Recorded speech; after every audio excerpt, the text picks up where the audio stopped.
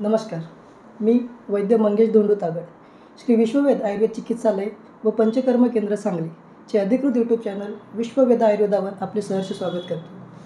मित्रांनो, असे म्हटले जाते, जो व्यक्ती पोटविकारांनी ग्रस्त नसेल त्याला इतरही व्याधी होण्याची शक्यता फार कमी असेल. म्हणूनच पोटविकारांशी संबंधित असलेला ग्रहणी या विषयावर चर्चा करण्यासाठी आपल्याला मार्गदर्शक म्हणून वैद्य श्री प्रमोद उपाध्ये सर लाभले आहेत. नमस्कार सर. नमस्कार मित्रांनो, सरांबद्दल थोडक्यात सांगायचे झाले तर श्री विश्ववेद आयुर्वेद चिकित्सालय व पंचकर्म केंद्र सांगली येथे सर मागील 18 वर्षापासून विविध आजारांच्या रुग्णांना यशस्वीपणे बरे करण्यात सरांना यश आहे.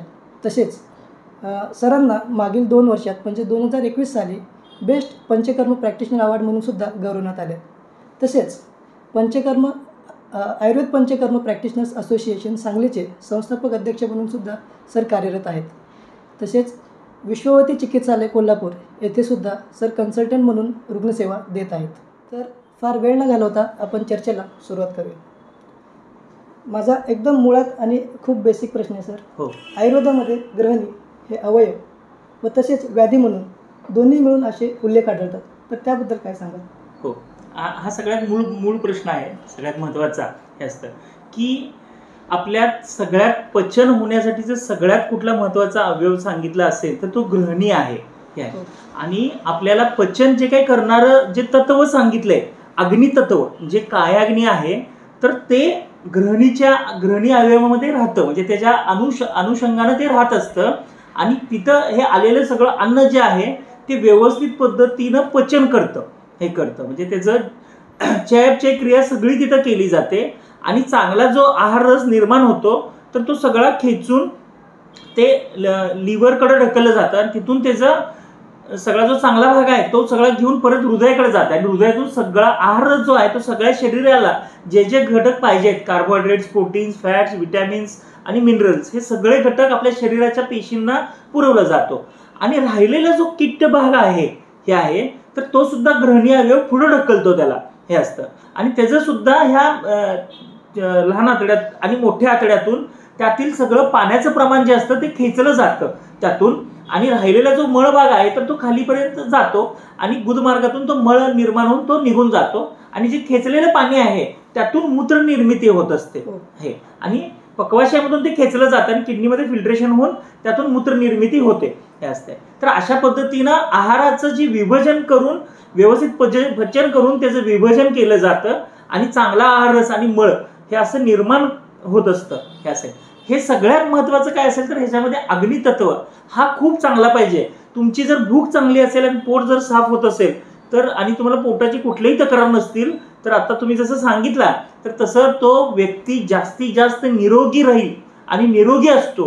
हे त्याचं सगळ्यात पहिलं लक्षण आहे की चांगली भूक असणं. म्हणजे आपल्याला उदाहरण आहे की ताप आलाय, भूक कमी झाली, रक्त कमी झाले, भूक कमी झाली, कॅन्सर झालाय, भूक कमी झाले, किडनीचा आजार झालाय, भूक कमी झाले. हे तुम्हाला जनरलाइजली सुद्धा खूप दिसतं, हे होतं.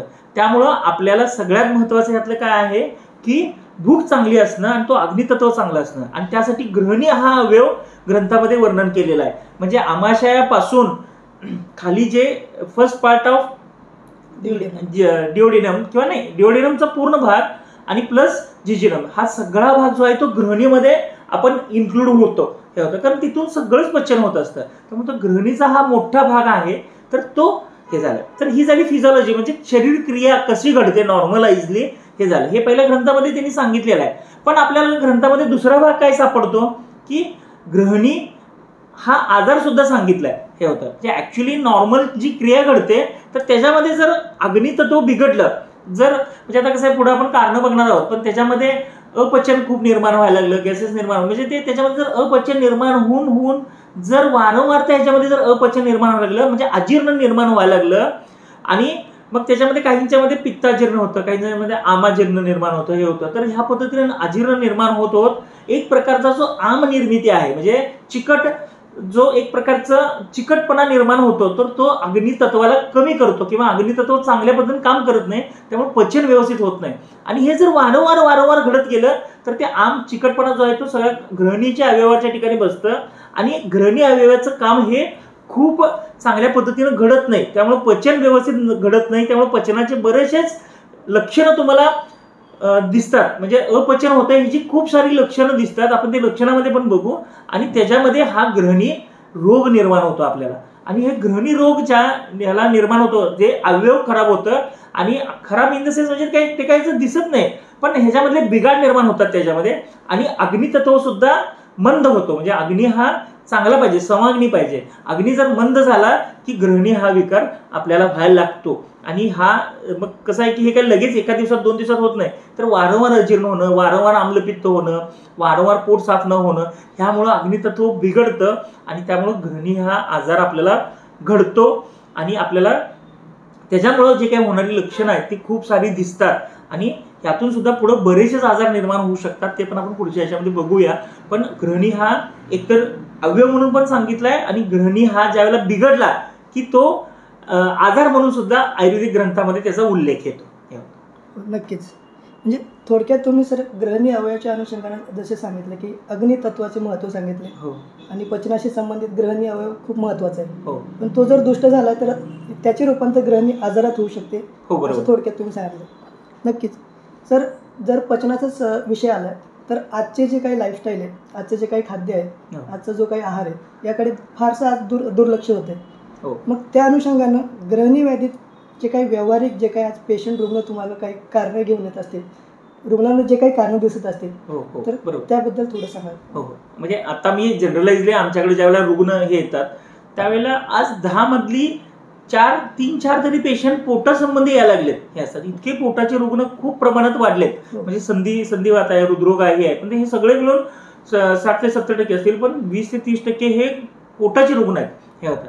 तर ह्याच्यामध्ये सगळ्यात मूळ कारण हे पोटापासूनच काढायला लागतं. ह्याच्यामध्ये सुद्धा आहारात्मक कारणं आहेत, विहारात्मक कारणं आहेत, मानसिक कारणं आहेत, आणि इतर सुद्धा आगंतुक सुद्धा कारणं आहेत. म्हणजे बॅक्टेरियल इन्फेक्शन्स आहेत, हे आहेत. तर हे सुद्धा कारणं ग्रहणी दुष्ट होण्यासाठीचे आहेत. तर त्याच्यामधलं सगळ्यात मूळ कारण जे काय की ते आहाराचं हे असतात. मग त्याच्यामध्ये मी सगळ्यात मेनली काय सांगेन की आपल्यात आज अकाले म्हणजे आहाराच्या वेळा ह्या चुकीच्या आहेत. हे असतात इंग्रजांनी जे सांगून ठेवले ना, ते नाश्ता करा, दुपारचं जेवण करा आणि रात्रीचं जेवण करा, हे चुकीचं आहे. हे होते, हे अकाले आहे, लक्षात ठेवा. हे ग्रहणी अवयव तुमचा दुष्ट होणारच आहे. प्रत्येकाचा काही ना काही पोटाच्या तक्रारी येतात. हे असतात. ते आता कसं झालंय की आपल्याला तसं जेवतोय म्हणून, पण ऍक्च्युली पूर्वीची लोक खूप लवकर अगदी सकाळी 7 वाजता हलकसं खायची. साधारणतः ज्या वेळेला ऊन वाढत जातं, म्हणजे अग्नी तळपतो, म्हणजे सूर्य जसं तळपतो तसं पोटातला पण अग्नी तळपतो. म्हणजे तर तुम्ही नाश्ता वगैरे खूपसा केल्यानंतर तुम्हाला 10-10:30च्या दरम्यान भूक लागते. 11-11:30 पर्यंत भुकेची वेळ चांगली असते. हे असते, तर त्या काळात जेवलं गेलं पाहिजे.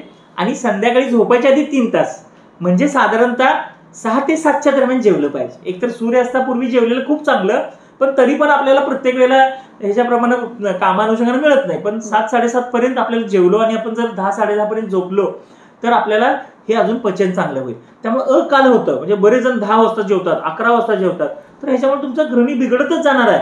मग तुम्ही रोज पित्ताची गोळी खाऊन अजून जरा बिघडणार आहे. हे होतं. त्यामुळे अकाले हे सगळ्यात महत्वाचं कारण आहे. दुसरं म्हणजे आज चुकीच्या पद्धतीनं विरुद्ध आहार हे असतं. म्हणजे दूध आणि फळं एकत्र खाणं, दूध आणि मिठाचे पदार्थ एकत्र खाणं, किंवा मांसाहाराबरोबर दही खाणं, अंड्याबरोबर दूध खाणं, हे करणं, किंवा संस्कार विरोधी म्हणजे गोड आणि हे एकत्र खायचं, म्हणजे एकदम तिखट एकत्र करून खायचं, हे करायचं, किंवा मिसळमध्ये दही घालून खायचं. तर अशा खूप विचित्र पद्धतीचे काही कॉम्बिनेशन्स आजकाल होत आहेत. हे होतात, त्याला आपण विरुद्ध आहार म्हणतो. आणि ह्यामुळं तर आम निर्मिती होते, अग्नितत्व एकदम खराब व्हायला लागतं. हे असतं. तर ह्या गोष्टी जर वारंवार आल्या, म्हणजे पूर्वी कसं व्हायचं, 15 दिवसातून आपण काहीतरी वेगळं खायचो तर पोट बिघडत नव्हतं. पण आज कसं झालंय की आठवड्यातून 3 दिवस काहीतरी बाहेरचं खायचं, हे तर ह्यामुळं खूप बिघडायला लागलं. हे असतं. तर त्यामुळं हे सगळ्यात महत्वाचं काय की जास्त तेलकट खाणं, जास्त तिखट खाणं, हिरव्या मिरचीचं खूप खाणं. म्हणजे आजकाल आपण पोहे खूप खातो, वडापाव खूप खातो, किंवा चीज खूप खातो, पिझ्झा बर्गर खातो. कारण हे जर पदार्थ जर खायला लागला तर ते चिकटपणा निर्माण अजून जरा जास्त होईल आणि अग्नितत्व बिघडेल. मग कुणाला पित्ताचा त्रास व्हायला लागेल, कुणाला गॅसेसचा त्रास व्हायला लागेल, किंवा हे व्हायला लागेल. तर ही जी काही कारणं आहेत, तर ही एक सगळ्यात महत्वाची कारणं आहेत असतात आहारातली. हे असतात. त्यामुळे काही जण नॉनव्हेज 3-3, 4-4 वेळा खातात, काही जण अंड रोज खातात. तर हे खूप चुकीचं आहे. हे असतात. आपल्याला ही काही तत्व जी सांगितले त्या पद्धतीनंच जायला पाहिजे. हे होतात. आता पनीराचे काही जण प्रोटीन्स म्हणून पनीर खातात, रोज खातात किंवा आठवड्याचे 3-4 दिवस खातात.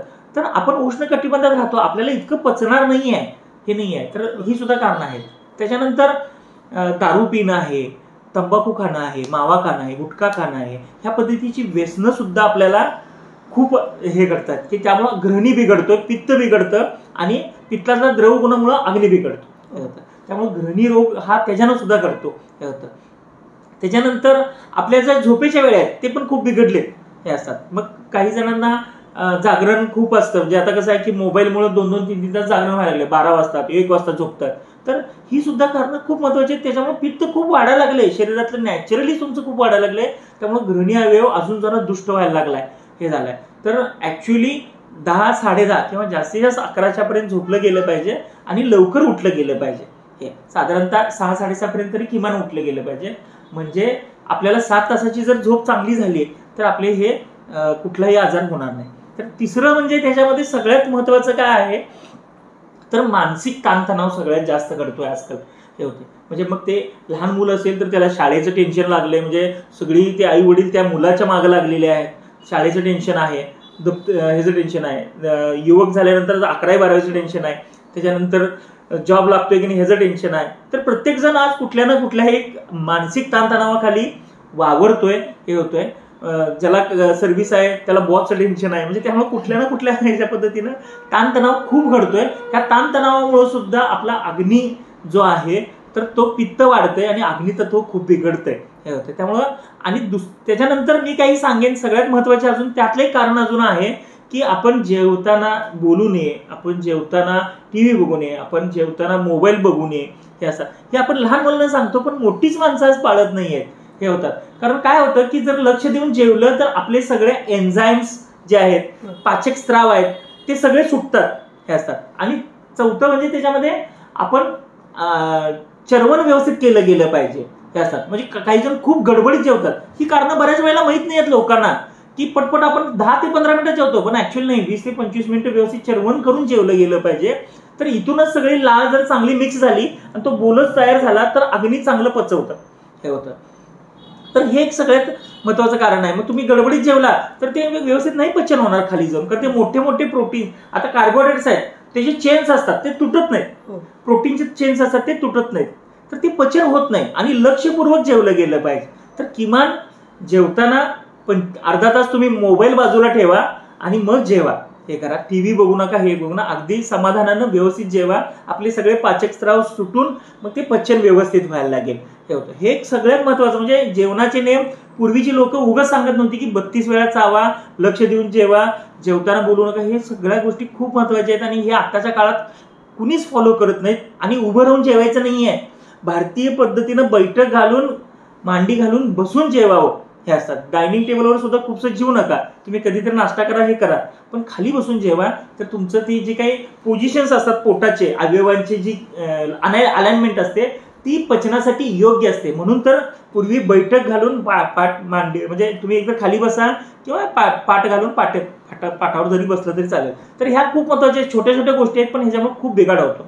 त्यामुळे ही सगळी आहार विहारात्मक, मानसिक आणि आपण जे आहारचे नियम आहेत तर ते सुद्धा पाळले गेले पाहिजेत. म्हणून हे सगळी कारणांचा विचार आपल्याला महत्वाचा आहे. आणि ह्या सगळ्या कारणांच्यामुळे ग्रहणी दुष्ट होऊन ग्रहणी हा आजार घडू शकतो.